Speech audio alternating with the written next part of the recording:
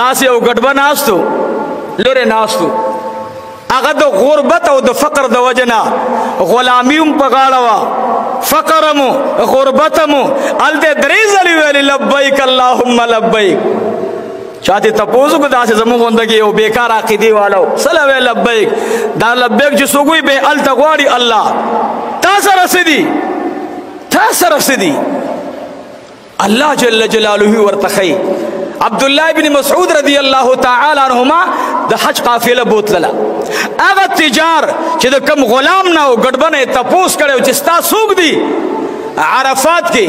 عبدالله ابن مسعود سر اوچت کو چې اے خلقه عراقي او ځوان دی پلانکی نامد او د پلانکی زوی دی هغه دې اوچت شي د عرفات په ورځ باندې خلق حیران دي چې دا خو زمونږ د کلي انتهایی غریب ترین انسان دی عبدالله ابن مسعود وی کوم ځای کې راغلی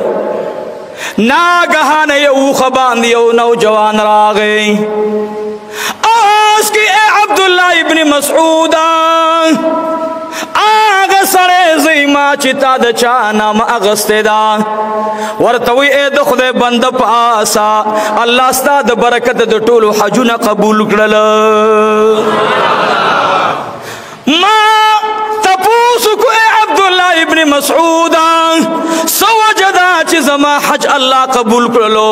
ورته وی خلقو یو ځل زما په اواز باندې لبیک ویلو تا درې ځلې لبیک ویلو الله رب العالمین بتا بار بار بیت الله ته راغواړي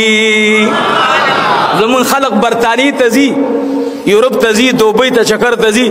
هلکه وایي پلار ورته یاره چکر ته لاړ شو ټور ته چې دا ذهن دې کولاو شي خو که یو سړی حج ته ځي یاره هر وخت حج ته روان دی دا پیسې د خدای په لاره ولګوه دا په جومات ولګوه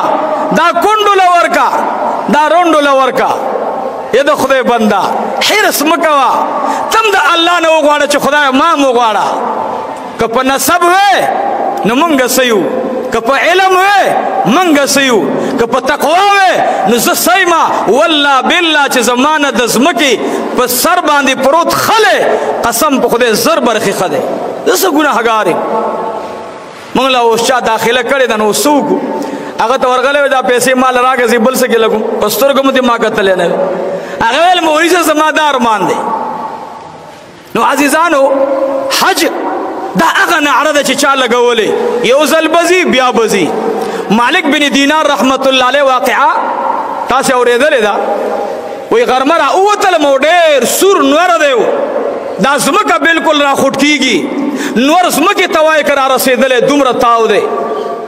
مرغۍ په ونو کې غولې ناستې دي ماشومان د کور نه راوځي مالک بن دینار وایي ما را ووتلم چې اندازه ولګو چې دا څه حال دی وایي چې مې کتل یو کس را روان دی په مقعد باندې علما ناست دي پښتو کې ورته موږ تاسو یو کوناټو باندې کشېږي داسې معذوره دی په کوناټو راسره روان دی کشېږي داسې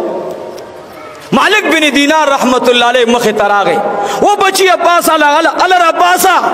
را پاسه غېږ کې دې والم بچیه دې نور ته وګوره بچیه استادې کشېدو ته وګوره دې غرمه کې مرغۍ د بوټې نه اوچتېږي ماشومان کورونو کې ناست بچیه لاله دوی پرېږده خواشه مالک بن دینار خواشه وایي دا زمانه مه ورته چا وښودله مالک بن دینار خواشه نوجوان هلک دی ماشوم لږ عمر دی او ما ته مالک بن دینار خواشه ای ورته وایي بچیه اور دی ګرمي ده ما ته راشه غېږ کې به دې والم خیر دی چې ته ځې سفر لنډی چې نور دا موسم کې لږ تخفیف راغی ګرمۍ کې بیا به روان شي وایي نه که نه اے مالک بن دینار ما خو ویل چې مالک بن دینار هوښیار سړی دی ستا نه بل قمقل انسان ما لیدلی نه دی یو سړی چې د چا کور ته ورځي په ننواتې باندې هغه په عاجزۍ ورځي او که هغه په سورلو باندې سور ورځي ورته وی بچی چې ته روانې وی حج د بیت الله ته روانې ما ورته وی بچی زه به خپله سورلي درکمه په سورلۍ باندې سور وشه و بچیه ګرمي ده تبه او برباد شولې ورته وی ای مالک بن دیناره څوک چې د چا کور ته په ننواتې ورځي سر یې سرتور وي شپی ابلخ پی ور روانی کور د مالک ته په ننواتې اواز کوي چې زه راغلم ګناهګار یم زه په خپل جرم اعتراف کوم ما معاف کا او کدی په اس باندې سور لاړ شي تکلیف ونه مومي دا مالک به معاف کی ته چا کور لچ ورغی خواشا زما په مزل کې محال کېږي مالک بن دینار وی دا الک روان دی سزه پوری په ما سور نیولې مال سرګ راتاوي کړي اے احمقا زکور تلار شاه زما او زما د رب په منځ کې ستا څه کار دی زما خپل رب ته پرېدا زما د رب سره سودا روانه ده مالک بن دینار وی زه راغلم د حج قافله زمونږ تیاره شو موږ لاړو حج ته عرفات شو مزدلفه وشوه منا ته رالم جمره مې وویشتله جمرې نه بعد راغلم طواف زیارت مې وکړو طواف زیارت نه بعد په دویمه ورځ باندې چې لاړم جمره کې ګورم خلق را جمع دي او ډېر هجوم جوړ دی ما ورته ویل خیر خو دی وی هغلته نوجوان ناست دی او جاړي او ساجبه اواز لګوي څه اواز لګوي زم ورتاو شم مالک بن دینار وی زم داسې ورغلم کله چې لاړم مالک بن دینار وی یو کس ناست دی لاسونه یې بره نیولي دي مخ باندې اوښکې را روانې دي اواز کوي یا الله یا الله عرفات حاضر می وکړه ستا په فضل باندې مزدلفې ته رالم ستا په فضل باندې یا الله بیا مزدلفې نه بعد مې قرباني وکړه جمره مې وویشتله خو یا الله چا خو د جمرې نه بعد څاروي حلال کړل ذبح وکړله یا الله ځانونه حلال کړل بر لاس سترګې بر اوچت نیولې دي چې یا الله نه را سره څاروی شته نه را سره د ګډ قیمت شته یا الله نو خدای د چا به څاروي قبلې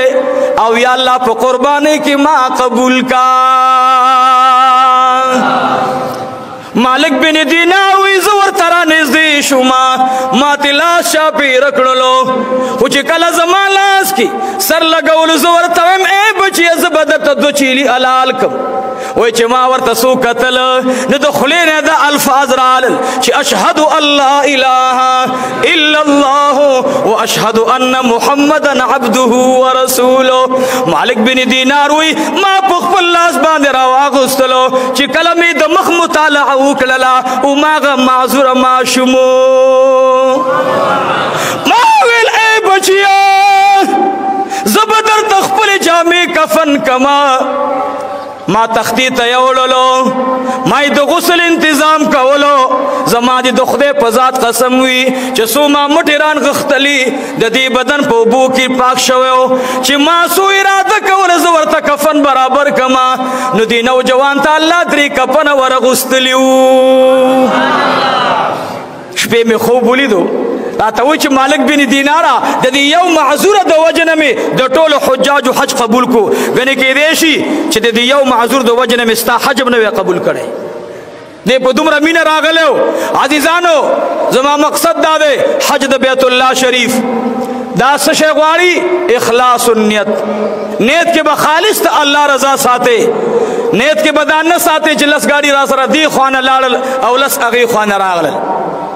نیت کې به دا ساتي چې ربا زه هغه د مالک بن دینار د وخت معذوره یم الله ټول عمر مې ګناه کې تیر کړی الله اوس در زما معاف کړي سیرې لګول دا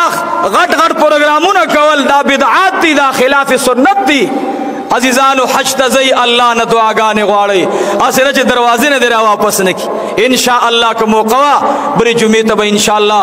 د بیت الله شریف لږ عظمت بیانو او بیا به د مدینې منورې حال احوال انشاءالله بیانو